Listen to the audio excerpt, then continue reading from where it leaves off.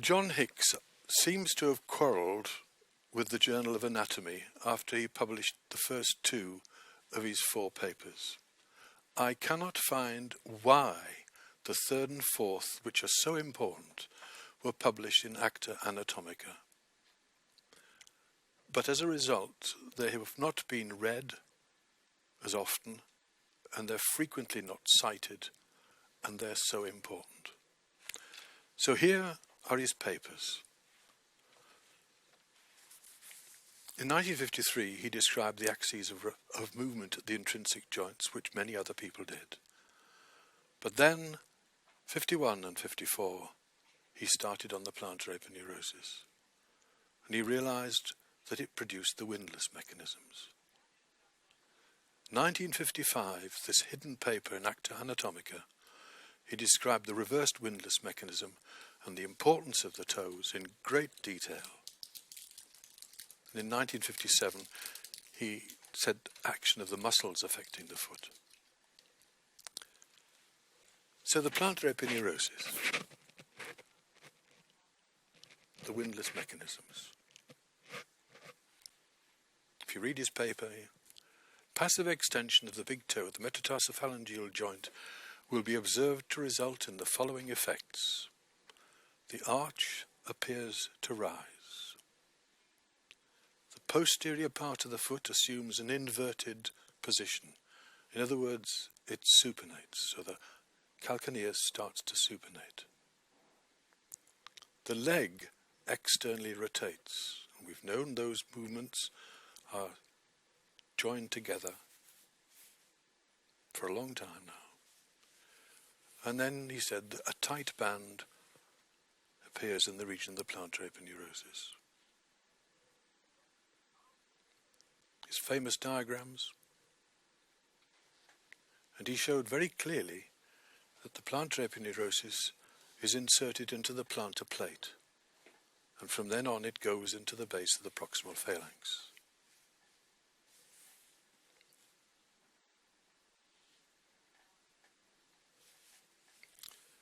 When the great toe is dorsiflexed, the aponeurosis gets pulled forwards. The shortening, relative shortening of the bony structure as a result, and the so-called arch rises. There's elevation of the middle of the foot.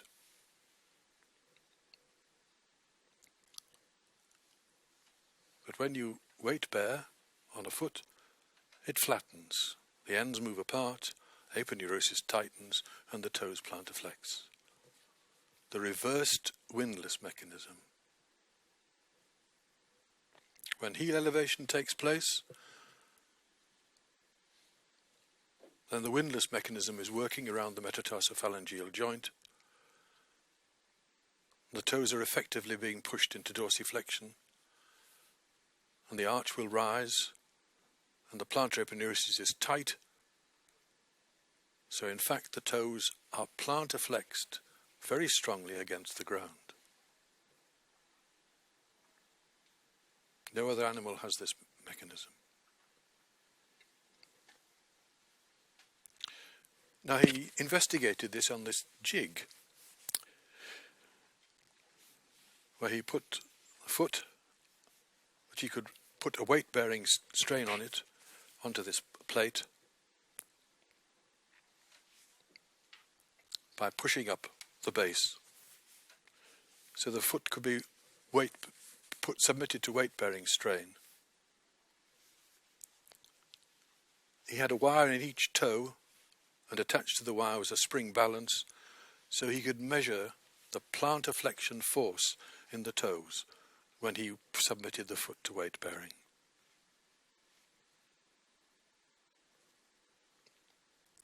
He found that the plantar flexion force was directly related to the weight that was applied to the foot, as you would expect.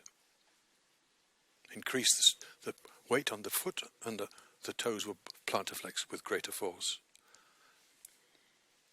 He then, as it were, repeated the experiment by pulling on each of the plantar aponeurosis processes and seeing if that did exactly the same.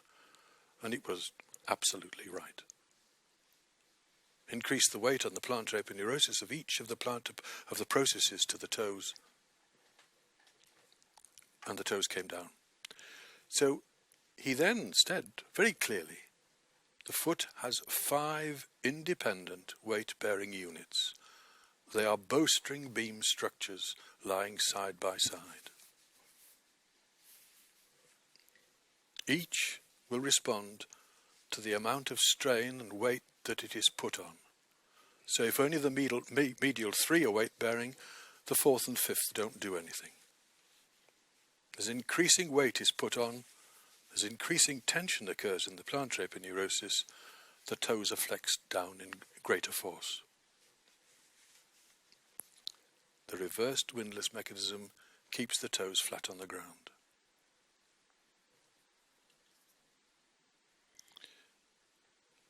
If you stand with your toes over a surface,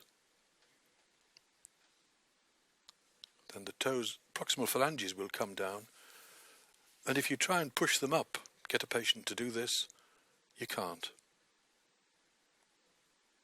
Plantar aponeurosis is very strong. And of course, if the pulp of the toe is on the ground, then you've got a lever which stays on the ground when heel elevation occurs.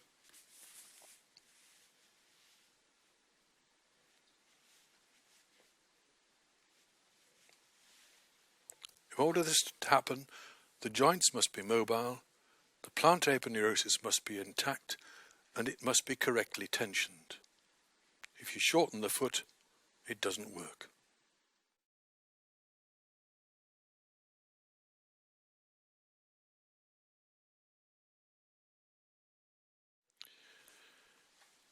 Now, one of the interesting things we did was look at the movements of the metatarsophalangeal joints, but also the pad underneath them with an MRI scan unit investigation.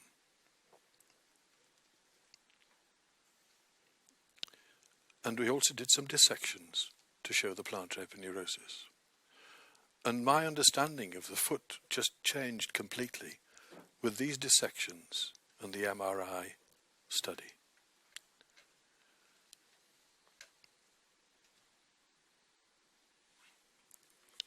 First of all, a lady called Christine Harkness, I said, please, could you just show me the plantar plates and the deep transverse metatarsal ligaments? And she produced this absolutely stunning dissection. Plantar plates and the deep transverse metatarsal ligaments are a continuous structure right across the forefoot, and they're incredibly strong. I hadn't realized. And if you pull the 1st and the 5th metatarsal heads apart, you can see that this structure controls splay. It's not the adductor hallucis. This is the mechanical structure. There are the plantar plates. There are the deep transverse metatarsal ligaments. Each of the plantar plates is attached to its metatarsal head by the collateral ligaments. So the splay can be controlled between just 2 or 3 metatarsals if they're weight-bearing and the others aren't, or splay right across the whole of the forefoot can be controlled by the transverse tie bar. And then the next thing, she produced this beautiful dissection of the plantar aponeurosis with intact transverse tie bar. And you can see the 5 processes. And as each of the processes approaches the metatarsophalangeal joint, it divides into 2 extensions which pass around the flexor tendons.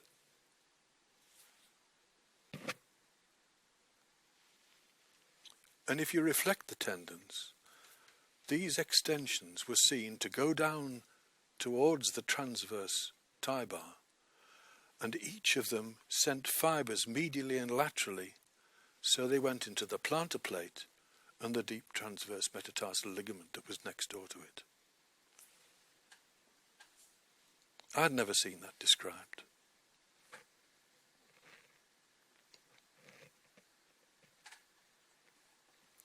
So it was evident that the plantar aponeurosis not only formed a longitudinal tie bar to each metatarsal ray, but it was inserted into the full width of the transverse tie bar, plantar plates and deep transverse metatarsal ligaments. And fibres went on through the plantar plates into the bases of the proximal phalanges. So it was an enormous, multisegmental, very strong structure that held together the metatarsal heads and was a tie bar across the longitudinal structure. And it was attached to the bases of the proximal phalanges.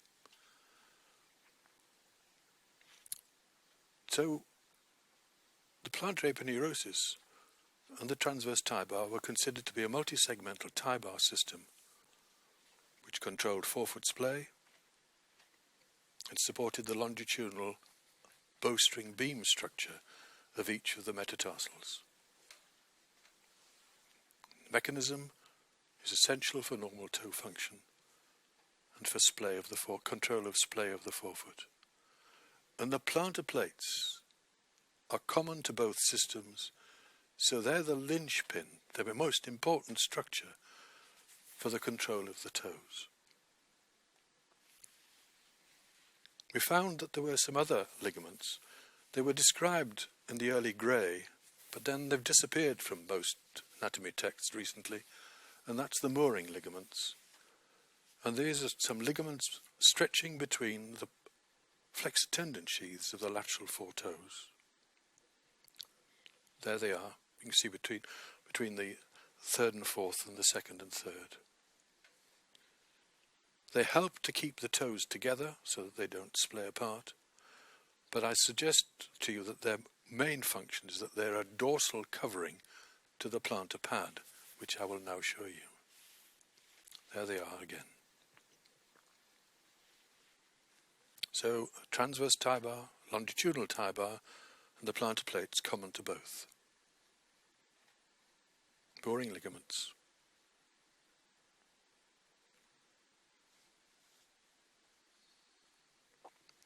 When you weight bear on your foot, it lengthens and it splays, it broadens. And it tends to do that medially and longitudinally away from the heel. If you take comparable x-rays, weight bearing and non-weight bearing, you then take the outlines, superimpose them. If you center them over the third metatarsal ray, as that is done, it doesn't look as though the splay is very great. But center the two diagrams, outlines, over the fifth metatarsal ray, and you find that there's gradually increasing splay as you come medially. And it's significant.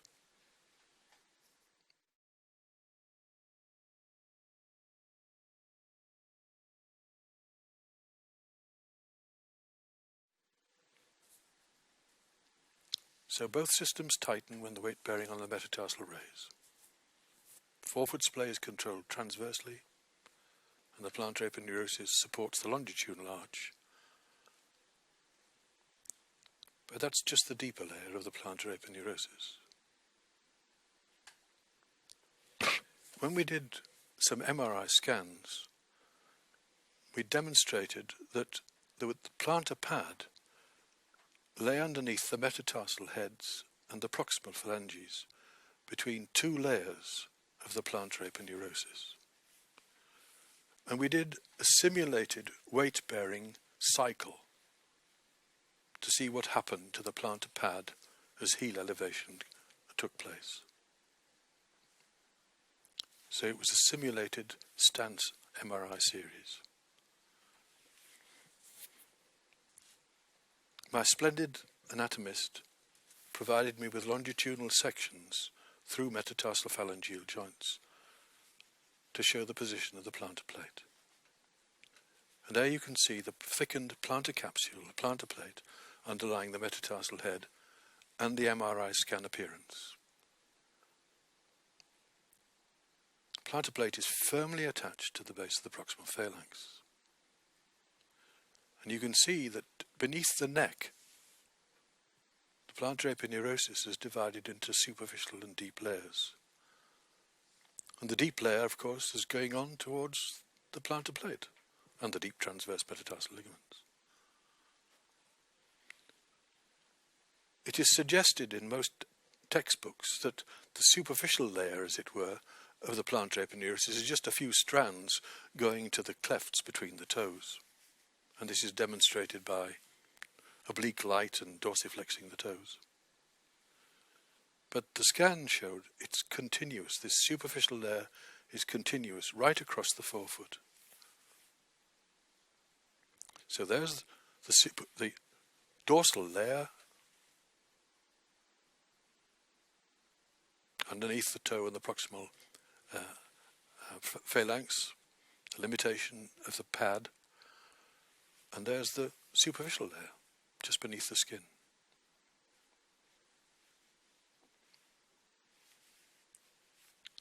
Some of the sagittal sections puzzled us at first because the division site of the plantar aponeurosis into superficial and deep layers wasn't always the same.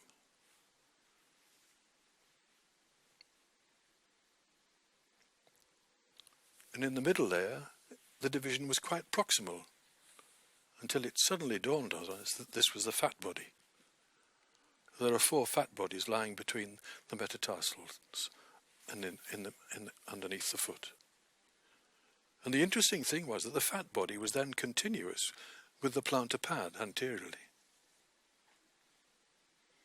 So we did coronal sections.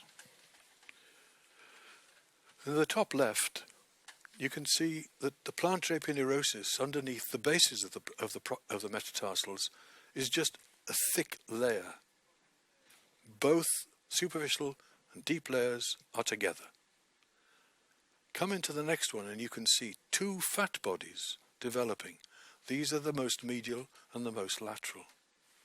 Come a little further forwards and there are now 4 fat bodies developing in the plantar aponeurosis.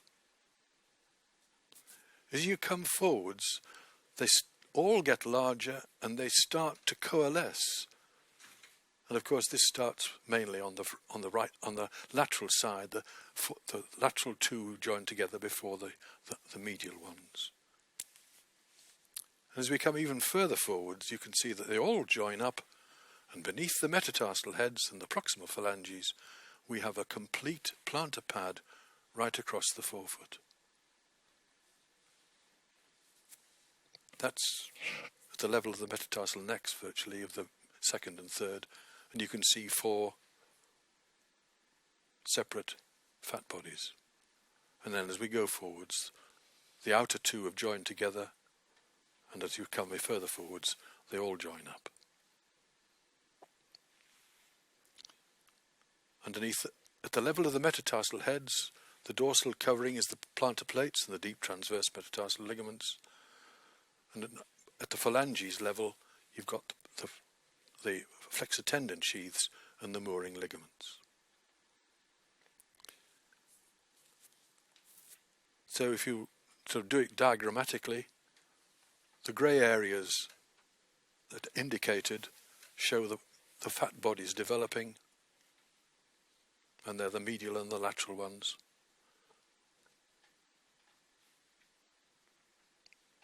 And then as you come forwards, they all join up together to form a complete plantar pad across beneath the metatarsal heads and the proximal phalanges.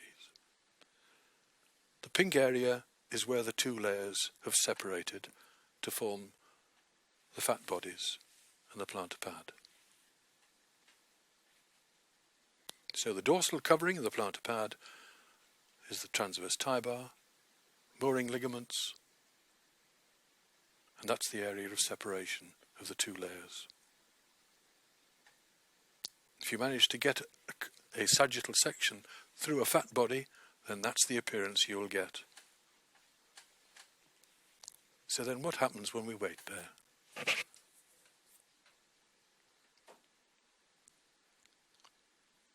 That's beneath the metatarsal heads. That's beneath the proximal phalanges. In the bottom picture, you can just see the mooring ligament stretching between the flexor tendon sheaths, where those two arrows are. So I didn't know these structures existed. I didn't know that we had such an extensive plantar pad and that it extended right up to the necks of the proximal phalanges. The continuous layers just beneath the skin, all the way across the forefoot. So, simulated walking cycle. This is at heel strike. And you'll notice that the toes have dorsiflexed, so they've tensioned the plantar aponeurosis a little bit, brought the plantar pad away from the calcaneus, so that the plantar pad is at the right distance from the heel when the foot comes down to the ground. It's brought forward, plantar pad. And then, as we come down onto the ground, the metatarsal heads start to compress the pad against the ground.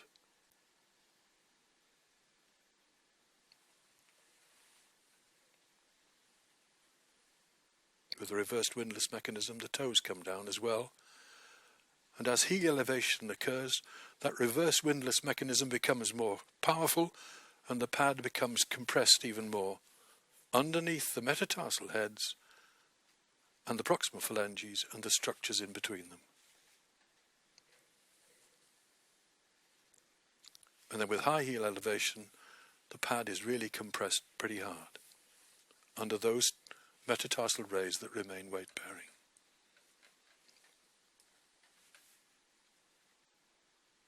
The reversed windlass mechanism. So we now have an explanation for the pedobarograph appearances.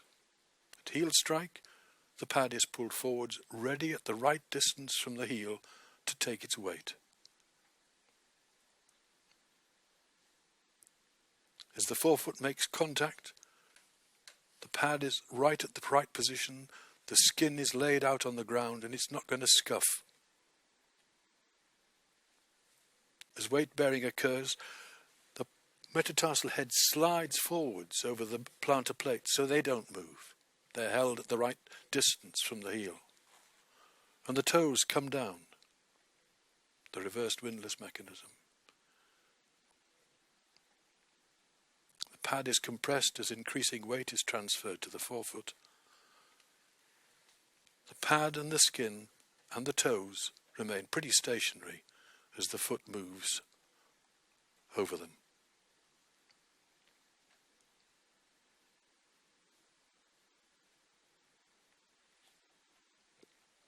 And we've spread the load between the metatarsal heads, the proximal phalanges, and of course the toe pulps have come down as well.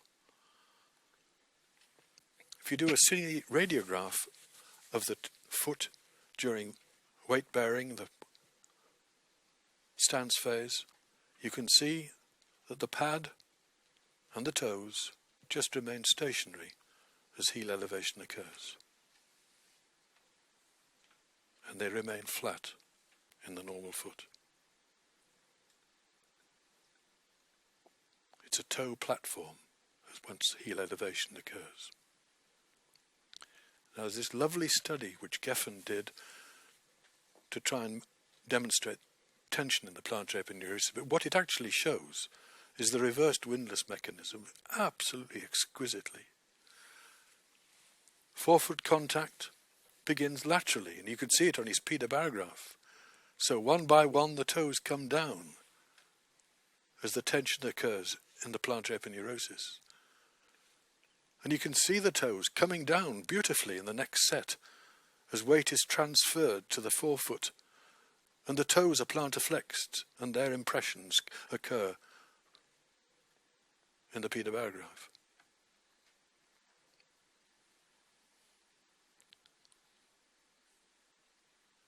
With early heel elevation, the toes are really scrunched down against the ground, and they're flat, and heel elevation occurs.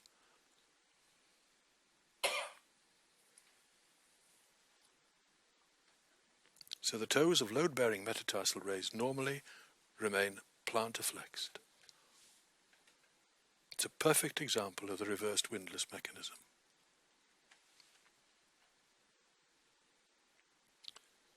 Only the plantar pad area and the toe pulps remain in contact with the ground after heel elevation. In other words, that's 50% of the walking stance phase. The skin is able to remain stationary on the ground. It's an absolute wonderful mechanism. If you watch dogs walk, their pads come down and they stay pretty stationary. If you watch a horse, it's got a beautiful mechanism. The hoof comes down flat on the ground and it hardly moves. If you go and look at the footprints of the hooves of a horse that's gone by on sort of ground that's slightly soft, the shoes of the hooves are absolutely pristine. They've hardly moved if the horse is a good one. And our foot is a perfect example. And it's the reversed windlass mechanism that keeps the toes flat on the ground.